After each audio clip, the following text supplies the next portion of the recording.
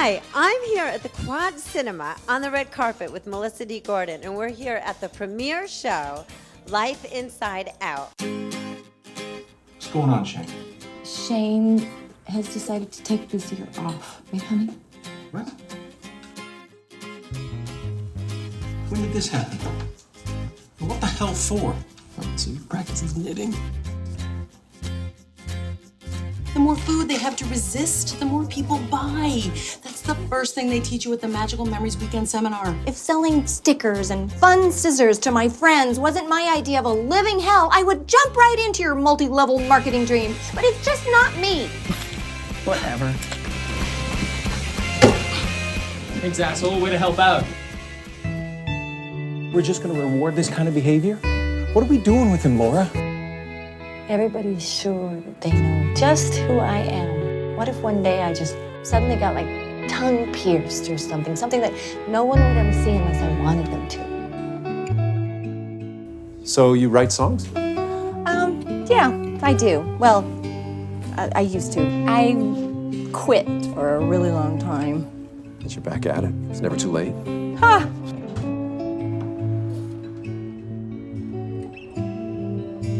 Hi, I'm Laura Shaw. I called for a spot. Does your guitar have a pickup? I am never gonna do that again. I don't get it. I mean, you tell me not to quit things. You quit soccer? I don't love soccer, Mom.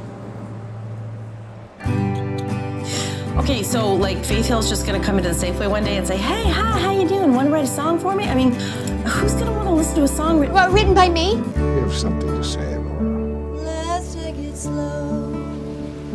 Let's make it last.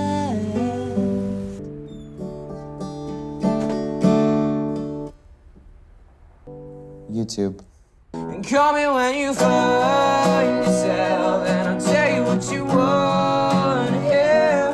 There is no place I'd rather be than right next to you, my dear. This is not the only way. It won't always be so unclear, no. I mean, it's your song. Good. Beautiful, beautiful movie. The actors were very good. I mean, I'm so touched by it that I have some difficulties even to talk because I'm still emotional about it. And first up is Casabel. I loved the film. I thought it was great. How did you, what inspired you? Well, Maggie, who wrote the film, co-wrote the film, is a kind of a cousin. There's a little bit of nepotism, but we met, we've known each other for a long, long time because she's a member of the family. And when I moved out to Los Angeles, she helped me I slept on her couch and my daughter slept on her couch, and they opened their arms to us. So about 2 years later, she came to me and said, "Would you please produce this movie? And by the way, I can't pay you anything." It's like, yeah, okay. So it wasn't more of an inspiration. It was just it's a family affair, and also actually the storyline is very similar to some of the choices that we made with our daughter, because I was in the middle of a cabaret career, and my daughter started doing some cabaret with me when she was very young. We started doing acting classes together, and the head of the school that we were at, when she did the analysis, she said, "Look, you, Emma, are beautiful, and the camera loves you, and you absolutely will have a career. Don't worry about that." And then she turned to me and she goes, "You know, you're 40. And I'm not going to give you a job. I'm going to give that job to all the other women who are 40 who've been working for 20 years. So I kind of realized, well, maybe we need to shift gears and put the focus on Emma's career. And so we did. And now I'm a film producer, which is great. How long have you been in the industry? Were you a television producer before you became a film producer? Yeah, I worked at CBS Evening News and the 60 Minutes, and then when my kids were born, I created my own production company, and we did infomercials and that sort of thing that paid the bills, and was my husband and I we worked on that stuff, and I did a couple of children's films, and so I've been in the business for a long time. Yeah. How did you get all this fabulous music, by the way? Oh, okay. Well, all of the songs that Phineas plays are written by Phineas. All of the songs that Maggie sings are written by Maggie. The song that they do together at the piano, Phineas wrote when he was 13. So he's a good songwriter. He's a pretty talented kid. And then we did a competition, and we alongside the Kickstarter campaign, because to raise the first bundle of money, we did a Kickstarter campaign. We were very successful at that, and one of the things that we did alongside that was we had a music campaign, a music contest, and we sent it out to all around, and people started sending us their music. So it was wonderful, because every morning for about 6 weeks, I would go to the coffee shop, get myself a strong espresso, and then listen to all this great music from all these people who had sent us all this fabulous music. And I would respond to every single one of them, because my son's a musician, and I know how lonely it gets out there. And so every single person who submitted to this movie, I let them know that I'd listened to their music and what I liked about their music. And then the competition was, there was a vote thing that was happening, so I didn't have to choose anybody, and some votes, some stuff bubbled to the top. So we got some music that way. And then the musicians who are in the open mic, some of them are really good, right? Yeah.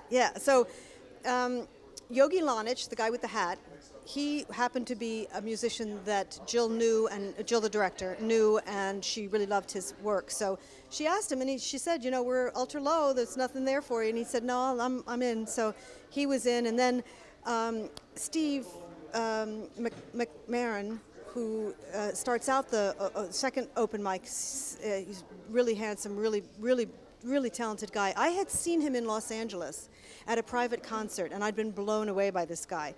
And after listening to him at the private concert, I was sitting there thinking, gosh, I wonder, oh, that's right, I'm the producer of a movie with an open mic. I could ask him if he'd be in my movie. So I went up to him afterwards and I said, would you be interested in being in a little ultra-low budget movie? And he's like, why, yes, ma'am, I sure would. And I said, great, where do you live? I figured he lived in Los Angeles because this is where we were. He said, well, I live in Tennessee. And I was like, oh, well, we don't actually have a budget to fly you from Tennessee, so I'm really sorry. I would love to have you in my movie, but I can't do it. So fast forward to when I'm looking for investment, and one of the guys that was helping me put together the money said to me, you know, I have a friend who's probably would be interested in giving you some money if you put the guy that he loves, the musician that he loves, in your movie. And I thought, oh boy, okay, so who's the musician? You know, thinking it's his girlfriend or it's his son or it's, you know, some kid who doesn't know what they're doing. And he said, Steve McMoran. And I said, what? I said, yes, we would love it. Well, here's the mistake I made. I should have said, oh, all right, we'll do it. Meanwhile, inside I'm like, yes, but I wasn't smart enough. So he was going to give me this much. Then when he found out I really wanted Steve, then I got like half of that. So, but we got Steve, and that way. And so there was a cute little story with that. And Xenia, who's the little girl that sings Hiding Places, she was on The Voice. And our director of photography, who, you know, did a really magnificent job. Visually, it's quite beautiful. He's one of the director of photography on The Voice, so he knows Xenia personally because he did all that shooting with Xenia on The Voice. So we got her from the director of photography, and yeah, so like, you know, everything just sort of somehow came together with no money because we couldn't ever hire anybody for anything, you know. So it was always, it had to be meant to be, you know. How long did it take you to actually, for post-production, you know, pre-production and getting the whole production and everything? How long did it take? Yeah. So we did some script rewrites, so about 3 or 4 months worth of massaging on the script. Then it was 2 months for the Kickstarter campaign. Then we went into pre-production. We were in pre-production for about 8 weeks. Then we shot for 16 days. And so that's 6 months right there. And then it took almost a full year to finish the edit, to edit it, do the rough, and then show it around and take notes and recut and more notes and show it around and da-da-da. And meanwhile, we submitted to festivals and so forth. But so and then all the coloring and the sound and the Foley and the ADR and all that stuff. It took about a year, so a year and a half. And then we got into the festivals. and we started doing the festivals. We did festivals for about a year, and we just finished our festival. We started our festival run in October of 13 and finished it in October 14. In October 14, we went to the Los Angeles. We had our Los Angeles theatrical premiere, and now our New York premiere. So it's been 3 years of nonstop. Who is the editor again? Well, actually, the editor of the movie is also the director of the movie, Jill Danienica, and the director of the movie has often said that it is the editor who saved the director, because this was her first time directing. And she did a fantastic job, but she really did a fantastic job of editing the movie. She did a good job of directing it, but she did a fantastic job of editing it. And because she was the editor, she could cut her own stuff. Like a lot of first-time directors, they are in love with every single moment, and it's a nightmare.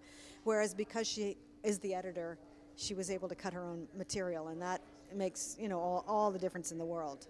How long did it take for the editing process? It was a long time. You know, the first cut took maybe 2 months. Then after that, the second cut took another 3 months, and then we went into this period of like the final cut where, you know, there are things that I wanted to get rid of and that Maggie wanted to get rid of, and there's things that Jill didn't want to get rid of, and, you know, so it becomes this very, time sort of slows down and you really, really grind out the last few cuts, and then it was what it was, you know. I enjoyed the cinematographer. What was his name? So the cinematographer is Guido Frenzel, and he is on The Voice as one of the directors of photography there, and he did a fantastic job. And actually, he did more than a fantastic job because we had no money. We had absolutely no money for equipment or for, you know, any of that stuff. It was really, and yet he managed to get this movement, this feeling of intimacy and the lights, shades, and the colors. He did a fantastic job. He really did. I'm so impressed with his work. And it's funny because I watch other movies now, and I'm like, oh, that's kind of stale, you know? What do you want to accomplish with this film?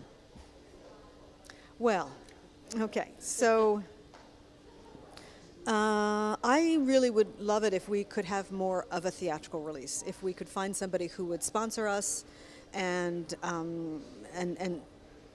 help us to promote the film theatrically before we do a DVD release. That's what I would really, really like. Unfortunately, while it's a movie that has got good feeling and people laugh and people cry and people come to us and say, oh, this is my story, you told my story. Not just women.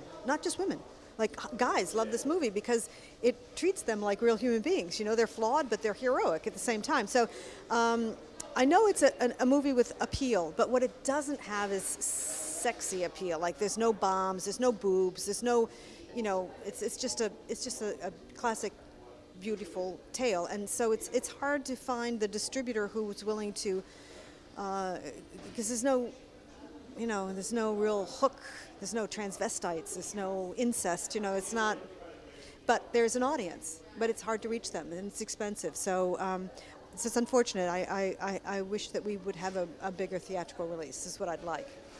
But I really enjoyed the film, and I'll tell you why. It was touching. That's what I enjoyed about it. I mean, I give it a 5-star, definitely, because I enjoyed it. I sat there and I thought the pace was great of the movie. What I really liked is that it was a family movie, and it was good, and it was great, and I really, really loved it. I want more people to come out to see this film because it's like a must-see. I really believe it's a must-see film. So, like, it's a must-see film, exactly. So we're going to take a break right now, and we'll be coming back with the star of the show, Maggie Baird.